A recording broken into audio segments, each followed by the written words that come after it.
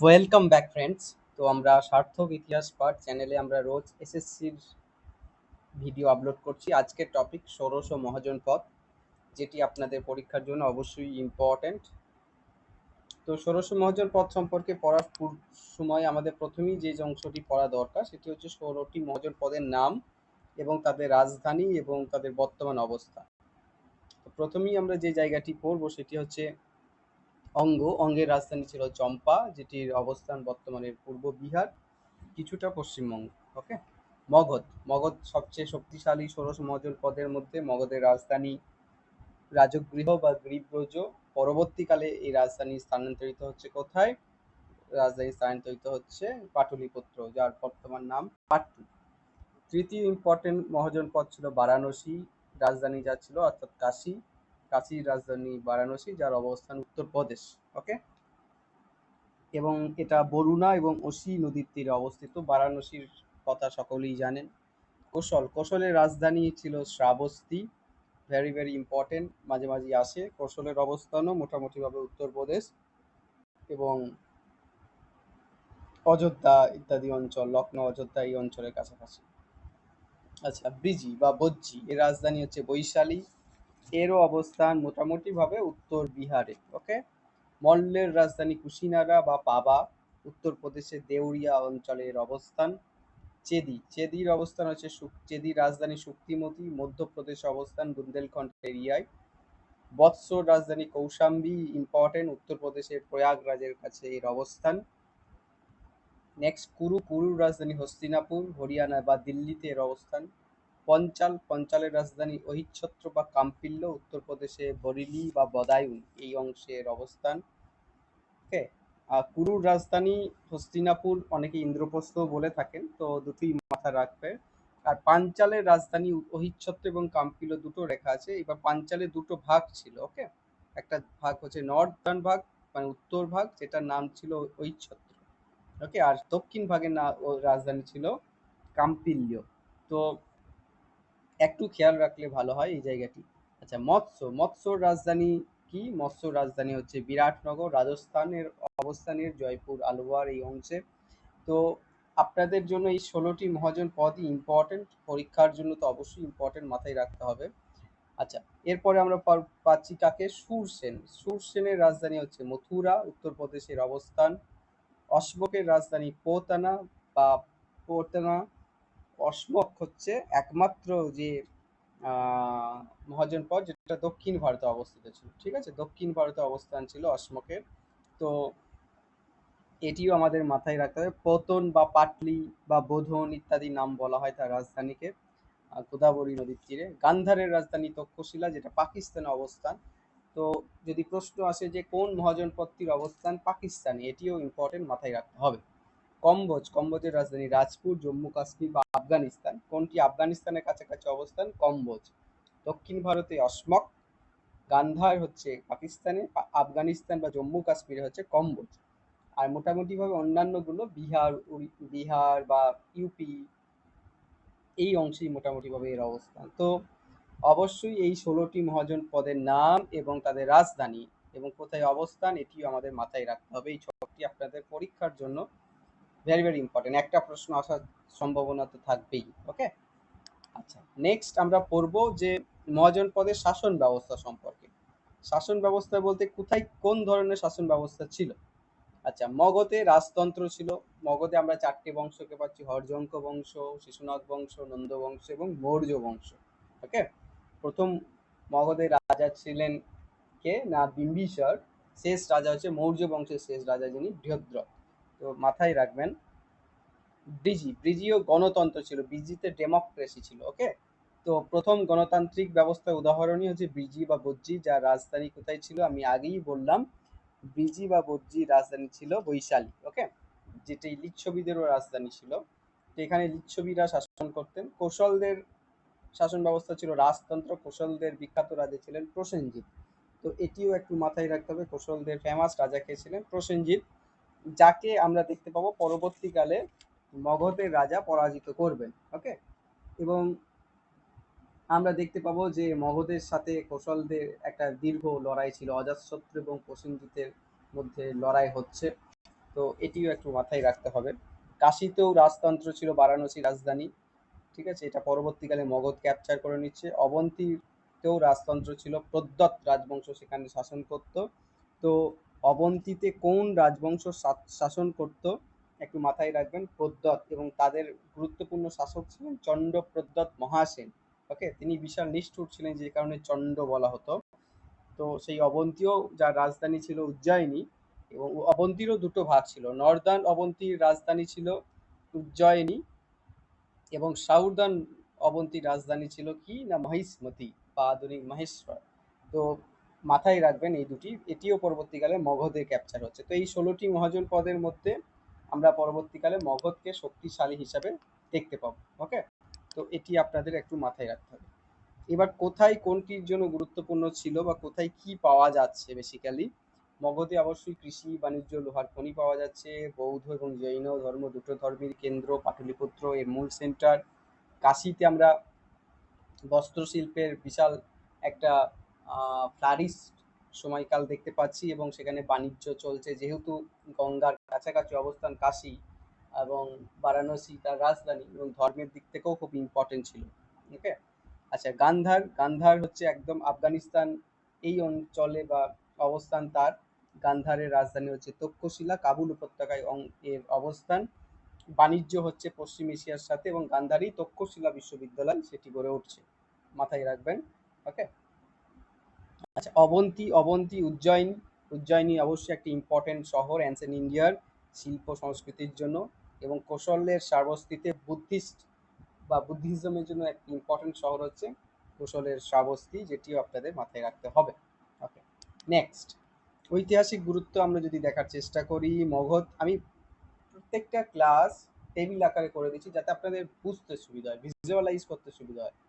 আপনাদের মনে রাখতে হবে যে খুব কঠিন কঠিন পরীক্ষাগুলো বা এসএসসি বা যে কোনো পরীক্ষা, নেট সেট বা ডাব্লিউবিসিএস, এই পরীক্ষাগুলো আমাদের মুখস্থ করে ক্র্যাক করা মুশকিল, মুখস্থ করে পরীক্ষা পাস করা যায় না।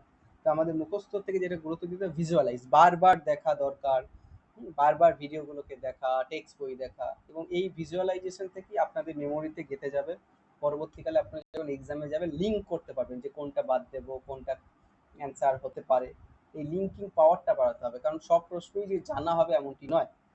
তো বারবার ভিডিওগুলো দেখা খুব ইম্পর্টেন্ট আপনাদের প্রিপারেশনের জন্য। আচ্ছা, এই মহাজন পদগুলোর মধ্যে মগধ সবচেয়ে শক্তিশালী হচ্ছে, যেখানেই মৌর্য সাম্রাজ্য গড়ে উঠছে, এবং ভারতবর্ষের প্রথম একদম সর্বভারতীয় সাম্রাজ্য যদি বলা হয় সেটা হচ্ছে মৌর্য সাম্রাজ্য, যেটা মগধই, মগধ যে মহাজনপদ থেকে মৌর্যদের উত্থান আমরা দেখতে পাচ্ছি। আচ্ছা, ব্রিজি বা বজ্জি, যেটা লিচ্ছবি গণরাজ্যের উদাহরণ, গণতন্ত্রের প্রাচীনতম উদাহরণ কিন্তু এই ব্রিজি বা বজ্জি। হ্যাঁ, গৌতম বুদ্ধের সাথে সম্পর্ক আমরা পাচ্ছি। কাশী, কাশীতে বারাণসী প্রথম ধর্মোপদেশ দিচ্ছে, আমরা আগের ক্লাসেই পড়েছি বৌদ্ধ এবং জৈন ধর্ম সম্পর্কে, যারা ক্লাসটি দেখেছেন। ধর্মচক্র প্রবর্তন বা প্রথম ধর্মোপদেশ কোথায় দিচ্ছেন, বারাণসীতে গৌতম বুদ্ধ। ওকে, গান্ধার, গান্ধারে তক্ষশিলা ইম্পর্টেন্ট, কারণ এখান থেকেই চাণক্য, পাণিনি এরা পড়ছেন, পরবর্তীকালে তারা মহাপণ্ডিত হচ্ছেন। অবন্তী, উজ্জয়িনী, সেটাও বাণিজ্য শিল্পের জন্য ইম্পর্টেন্ট একটা শহর ছিল।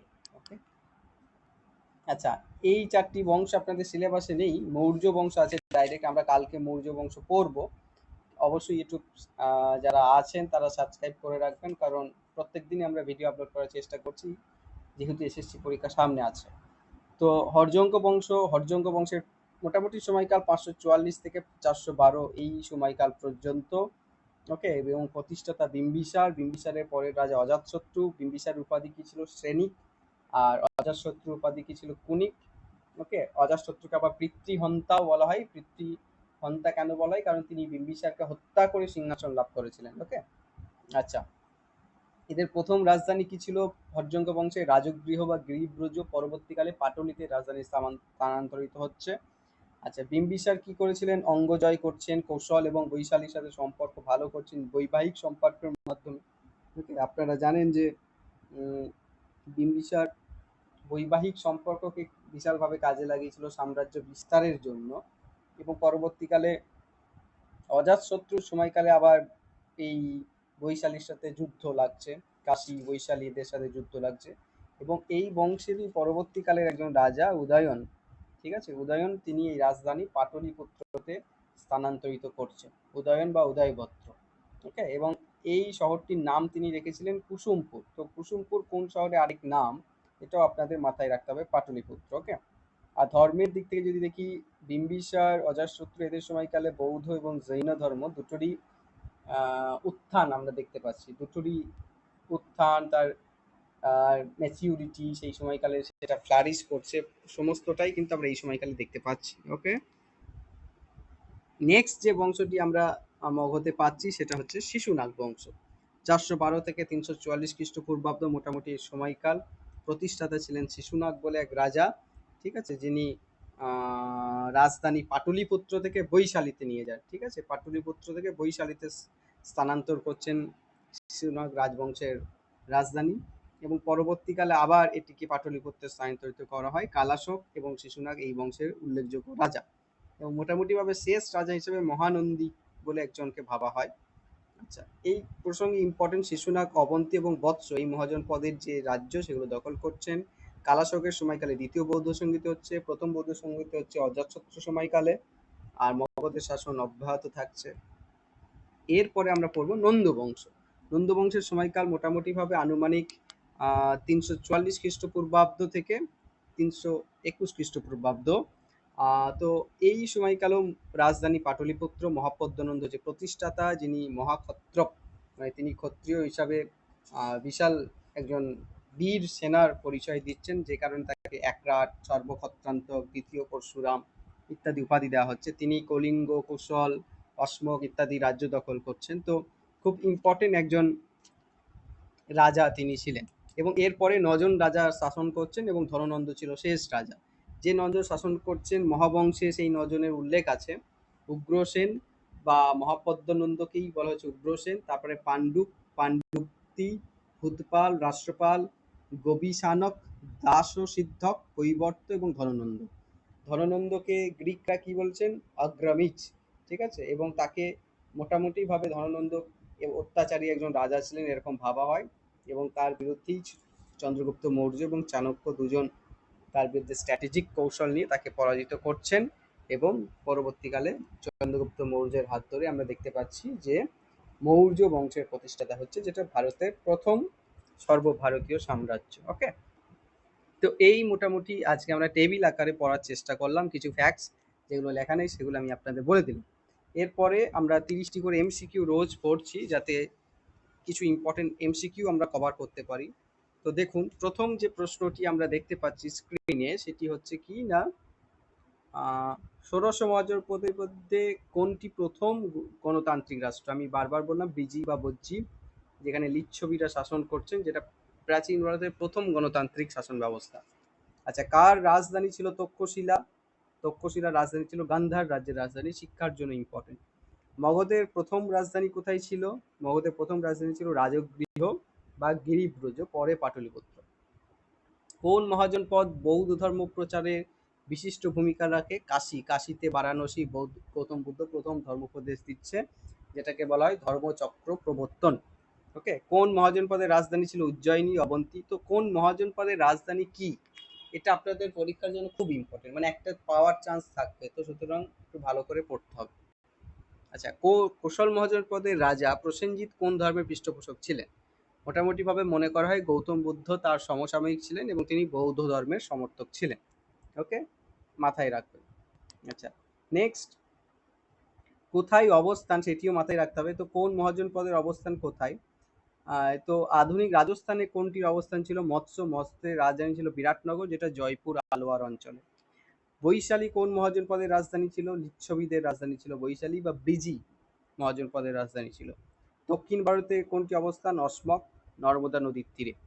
কোন মহাজনপদ তক্ষশিলা বিশ্ববিদ্যালয় ছিল? গান্ধার। হর্যঙ্ক বংশের প্রতিষ্ঠাতা বিম্বিসার। বিম্বিসার কোন মহাজনপদ জয় করছে? অঙ্গ জয় করছেন, অঙ্গের রাজধানী কি ছিল? চম্পা, তাই তো।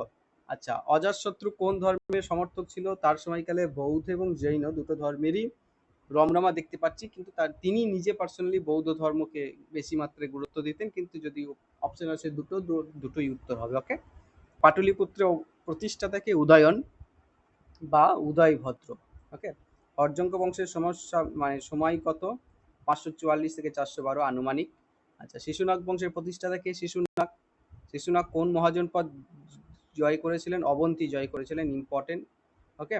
কালাশোকের শাসনকালে কোন বৌদ্ধ সঙ্গীত হয়েছিল? দ্বিতীয় বৌদ্ধ সঙ্গীতই হয়েছিল কালাশোকের সময়কালে। ওকে।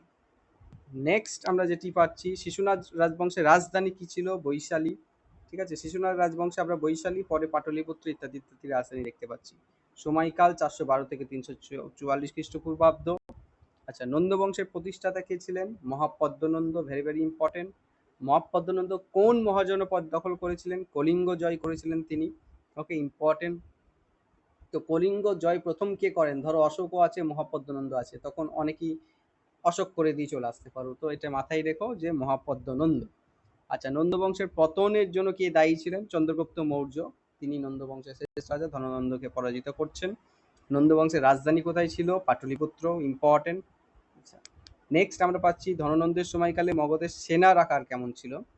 ধননন্দ সেনাবাহিনীকে বেশ স্ট্রং করেছিল, 2 লক্ষ পদাতিক বা ইনফেন্ট্রি, প্রায় 20,000 অশ্বারোহী বা ক্যাভলারি এবং 2,000 রণতরী ছিল। ঠিক আছে, তো এটিও মাথায় রাখলে ভালো। নন্দ বংশের শাসনকালের সময়সীমা 344 থেকে 321 খ্রিস্টপূর্বাব্দ। আচ্ছা, নন্দ রাজবংশ শাসকদের কোন সম্প্রদায়ের বলা হতো? ব্রাহ্মণ, ক্ষত্রিয়, বৈশ্য, অস্ট্রীয়। অস্ট্রীয় বলা হচ্ছে। কেন অস্ট্রীয় বলা হচ্ছে? এটি দেখো একটু আনকমন প্রশ্ন, কারণ এরা অশ্রেণীয় সম্প্রদায় থেকে উত্থান, মানে এরা ব্রাহ্মণ, ক্ষত্রিয়, বৈশ্য শুধু এই চারটিরই পার্ট নয়। ওকে, তো এটিও একটু মাথায় রাখতে হবে। আচ্ছা, কোন সময়কালে মগধ শক্তিশালী হচ্ছে? ষোড়শ মহাজনপদের মধ্যে নন্দ সময়কালে, যেটা মৌর্য সময়কালে আরো ব্যাপক রূপ দেখা যাচ্ছে।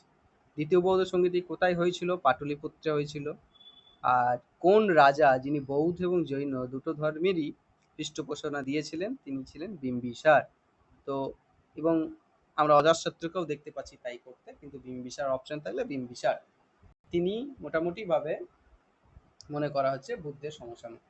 তো আমরা 30টি প্রশ্ন আলোচনা করলাম এবং বেশ কিছু জায়গা বা ফ্যাক্টস আমরা টেবিল আকারে পড়লাম। এসএসসি ওরিয়েন্টেড ক্লাস আমরা করছি। তো সকলকেই ধন্যবাদ যারা ক্লাস রেগুলার করছেন, যারা সাবস্ক্রাইব করেছেন, এবং যারা প্রথম ক্লাসটি শুনছেন অবশ্যই সাবস্ক্রাইব করবেন, এবং ভিডিওগুলো যাতে একটু শেয়ার করা যায় সেটিও আপনারা ভাবনা চিন্তা করবেন, তাহলে আমরা আপনাদের জন্য আরও বেশি প্রয়াস দিতে পারবো। ওকে, তো এই প্রসঙ্গে আরেকটি বিষয় বলে রাখি, আপনারা যদি এই সার্থক ইতিহাস পাঠ বলে একটি টেলিগ্রাম চ্যানেল আছে সেটি জয়েন করেন, তো সেখানে এই ক্লাসগুলোর ফ্রি পিডিএফ দেওয়া হচ্ছে, তো সেগুলিও আপনারা দেখতে পারবেন। তো অবশ্যই টেলিগ্রাম চ্যানেলে সংযুক্ত হয়ে থাকবেন। ওকে, তো সকলকেই শুভেচ্ছা রইল। All the best. Thank you.